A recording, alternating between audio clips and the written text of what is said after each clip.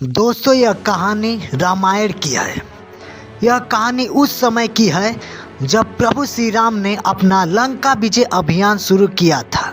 वह लंका पर विजय पाने के लिए उस अभियान को छेड़ चुके थे। साथ में उनके विशाल वानर सेना थी और उनके छोटे भाई लक्ष्मण भी थे और पूरी उम्मीद थी कि विजय प्राप्त की जाए। लेकिन सबसे बड़ी समस्या यह आ रही थी कि उस विशाल समुद्र को कैसे पार किया जाए, लंका तक कैसे पहुंचा जाए। उस विशाल समुद्र में ऊंची ऊंची लहरें उठकर आ रही थी। इतनी विशाल सेना उस समुद्र को ना तो तैर कर पार कर सकती थी और ना ही उड़कर पार कर सकती थी। प्रभु श्री राम ने बहुत बार प्रार्थना की, विनती की, समुद्र देव शांत हो जाइए, लेकिन उधर से कोई जवाब नहीं मिला। प्रभु श्री राम को क्रोध आ गया और उन्होंने अपना दिव्य अस्त्र ब्रह्मास्त्र निकालकर और चलाने की तैयारी में थे कि तभी अचानक से श्री राम जी के सामने समुद्र देव प्रकट हुए। क्षमा याचना मांगने लगे, माफी मांगने लगे कि प्रलय से पहले प्रलय नहीं लाइए प्रभु श्री राम जी, बाकी आपकी इच्छा है। आप मुझे मेरी मर्यादा बनाए रखने के लिए मुझे माफ़ कीजिए। अगर आप मुझे माफ़ नहीं करेंगे तो सब कुछ खत्म हो जाएगा, जल का जो रूप है वो खत्म हो जाएगा, ऐसा मत कीजिए।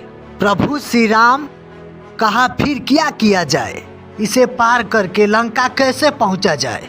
तो समुद्र देव ने बताया कि आपकी सेना में नल और नील नाम के दो भाई हैं, जिनको बचपन में ऋषियों ने श्राप दिया था, क्योंकि ऋषियों के सामान उठाकर ये नदी में फेंकते थे।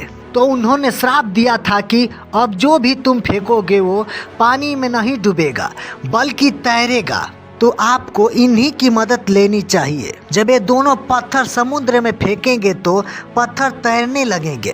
इनके मदद से सेतु का निर्माण शुरू करवाइए। जन ये सेतु का निर्माण होगा तो ये राम सेतु बनेगा। तो आपका बंधन, आपका ज्ञान पूरी सृष्टि करेगी कि इतना विशाल काम यहाँ हुआ है। जब ये दोनों भाई इस सेतु का निर्माण करेंगे तो मैं पूरी मदद करूँगा, उस सेतु को बांध रखने में आपका पूरा साथ दूंगा। प्रभु श्री राम ने कहा, ठीक है, फिर यही होगा। उन्होंने अपनी सेना से कहा कि लग जाइए काम पे। पत्थर पर जय श्री राम लिखा गया, पत्थर तैरने लगा, श्री राम सेतु का निर्माण होने लगा और प्रभु श्री राम ऊपर वाले की भक्ति में भगवान शिव की आराधना में बैठ गए। तभी उन्होंने देखा कि एक छोटी सी गिलहरी उस सेतु निर्माण में अपना योगदान दे रही थी। बार बार समुद्र के किनारे आती और फिर वापस जाती, उन पत्थरों के बीच में और फिर वापस आती। उन्हें कुछ तो लगा कि यह गिलहरी कुछ ना कुछ कोशिश कर रही है। श्री राम जी ने हनुमान जी से कहा कि उस गिलहरी को पकड़कर मेरे पास लाओ। हनुमान जी गए और उस गिलहरी को पकड़कर लेके आए। प्रभु श्री राम ने उनसे पूछा कि आप क्या कर रही थी? यहाँ इतने बड़े सेतु का निर्माण हो रहा है, कहाँ बीच में परेशान हो रही हैं? उस गिलहरी ने प्रभु श्री राम से कहा कि भगवान माफ कीजिए, लेकिन आज आपने धर्म के लिए युद्ध छेड़ा है। आपने नारी सम्मान के लिए, नारी रक्षा के लिए, माता सीता की रक्षा के लिए, उनके गौरव की गरिमा के लिए, सम्मान के लिए जो युद्ध छेड़ा है, उसमें मैं भी अपना योगदान देना चाहती हूँ। मैं यहाँ किनारे से कुछ मिट्टी कुछ रेत अपने साथ ले जाती हूँ, ताकि आप जब पत्थर पर चले तो यह पत्थर आपको ना चुभे।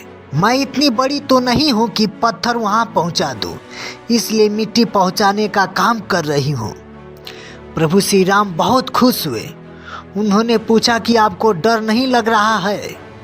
यहाँ इतनी विशाल सेना, कहीं किसी के पैर के नीचे आप दब गई तो आपकी मौत हो जाएगी। गिलहरी ने कहा कि इतने बड़े युद्ध में अगर मेरी मौत भी हो जाए तो आप माता सीता की गरिमा की रक्षा के लिए, उनके गौरव की रक्षा के लिए इतना विशाल युद्ध छेड़ चुके हैं। अगर इसमें मेरी जान भी चली जाए तो कोई बात नहीं, मेरे लिए सम्मान की बात होगी, गौरव की बात होगी। उस नन्ही गिलहरी ने इतनी बड़ी बड़ी बातें की तो प्रभु श्री राम गदगद हो गए और उन्होंने इस गिलहरी की पीठ पर अपनी उंगली को फेर दिया कहा जाता है कि गिलहरी की पीठ पर वो जो निशान होते हैं वो प्रभु श्री राम की उंगली के निशान हैं। दोस्तों, यह कहानी खत्म हो गई, लेकिन यह बहुत बड़ी बात सिखाती है कि छोटे से छोटा प्राणी यानी कमजोर से कमजोर, जिसको अपने अंदर लगता है कि मेरे अंदर तो कुछ है ही नहीं, मैं तो लायक ही नहीं हूँ, वो भी विशाल काम कर सकता है।